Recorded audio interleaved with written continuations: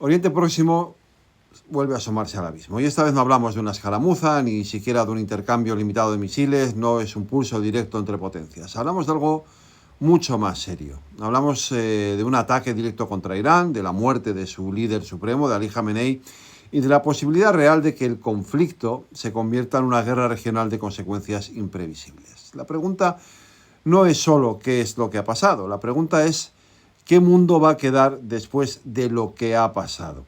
Porque cuando Estados Unidos, bajo la presidencia de Donald Trump, decide golpear el corazón del poder iraní junto a Israel, no está lanzando únicamente bombas, está lanzando un mensaje, el mensaje de que la fuerza vuelve a ser el idioma principal de la política internacional. Y eso cambia por completo las reglas del juego. Durante años, la relación entre Washington y Teherán ha sido un equilibrio inestable. Sanciones, sabotajes encubiertos, guerras híbridas, ataques indirectos a través de milicias, pero había una línea roja, el enfrentamiento directo que descabezara al régimen. Y esa línea roja ha desaparecido.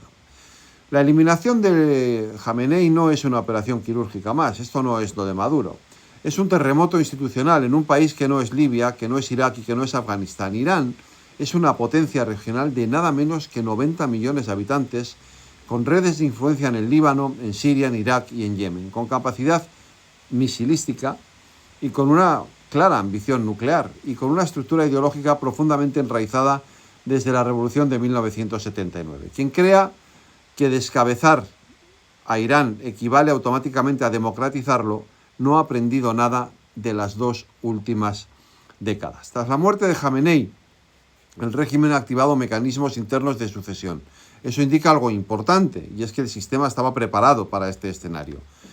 Preparado no significa estable. En regímenes de este tipo, el vacío puede derivar en tres escenarios posibles. Un continuismo reforzado, las élites religiosas y militares cierren filas, endurezcan la represión y busquen la cohesión interna frente al enemigo exterior, la fragmentación interna, luchas por el poder entre facciones del aparato, o una apertura negociada, que es lo más improbable, pero no imposible, si parte del establishment iraní entiende que la supervivencia pasa por cambiar, entre comillas. El problema es que las intervenciones externas lo que suelen hacer es reforzar el primer escenario, es decir, el del nacionalismo defensivo. Cuando un país es atacado, incluso quienes detestan a su gobierno pueden cerrar filas frente al agresor, sobre todo si vemos imágenes como la de ese colegio, esas casi 180 niñas asesinadas por los misiles de los atacantes. Más allá de simpatías o de antipatías hacia el régimen iraní, hay una cuestión de fondo. ¿Qué ocurre cuando las potencias actúan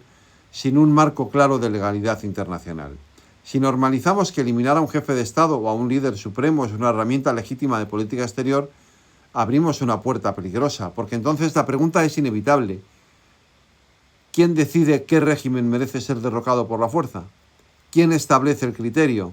¿O qué impide que otros hagan lo mismo mañana o pasado mañana? El orden internacional basado en reglas ya estaba debilitado, lo estaba desde que llegó Trump y sobre todo desde el caso de Venezuela, y esto lo erosiona aún más. Pero Irán no es un actor aislado, tiene tentáculos estratégicos, lo hemos dicho, Hezbollah en el Líbano, las milicias chiíes en Irak, la influencia decisiva en Siria, los hutíes en Yemen, que ya han demostrado capacidad para afectar rutas comerciales globales.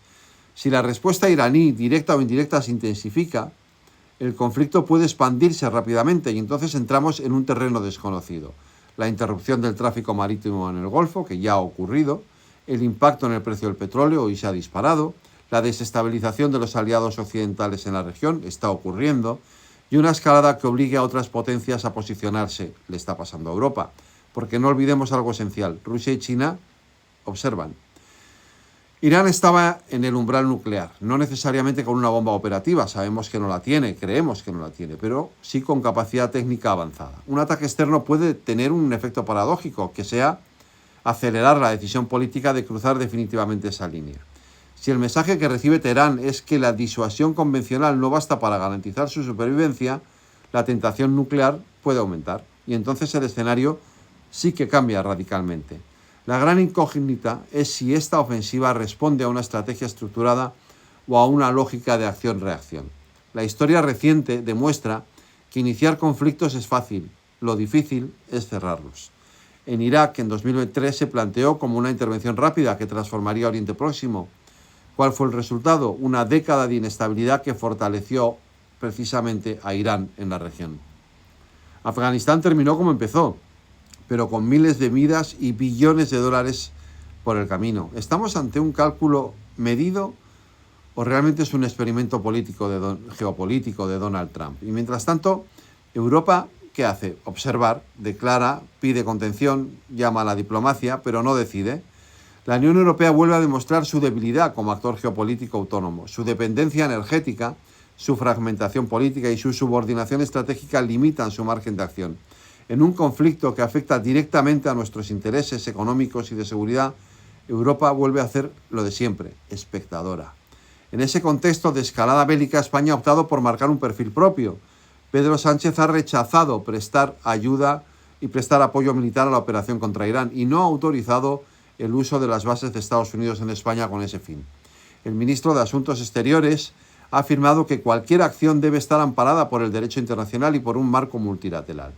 Y es una decisión que sitúa a Madrid en una posición distinta a la de otros países europeos, porque mientras Macron, Merz o Steinmeier han optado por alinearse con una posición más activa junto a Washington, España ha decidido subrayar la diplomacia y la distensión, y eso abre un debate relevante. ¿Esa posición es prudencia estratégica o es aislamiento? En cualquier caso, evidencia que Europa no habla con una sola voz cuando la guerra llama a nuestra puerta.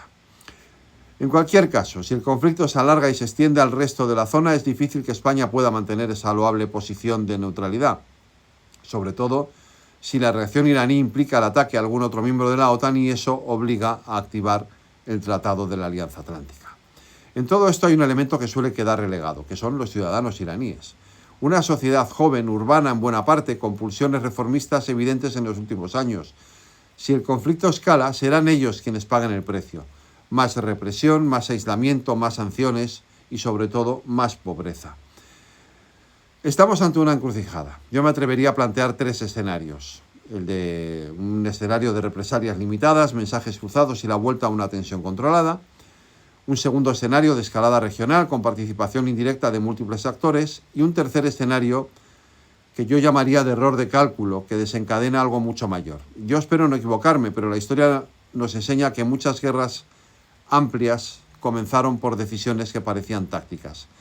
Y más allá de simpatías ideológicas, la cuestión central es otra. ¿Queremos un mundo donde la eliminación física de dirigentes sea una herramienta habitual de la política internacional? Porque si esa puerta se consolida, el precedente no será excepcional, será estructural. Y cuando la excepcionalidad se convierte en norma, la estabilidad desaparece. Miren, Oriente Próximo no necesita más mártires ni más héroes militares. Necesita diplomacia, cálculo y contención. La muerte de Jamenei no cierra una etapa, abre una etapa de incertidumbre. Y la incertidumbre en una región armada hasta los dientes es el combustible más peligroso de todos. Hoy el mundo no es más seguro que ayer. Eso sí, es más imprevisible. Y en geopolítica la imprevisibilidad suele ser el primer paso hacia el desorden. Buenas noches.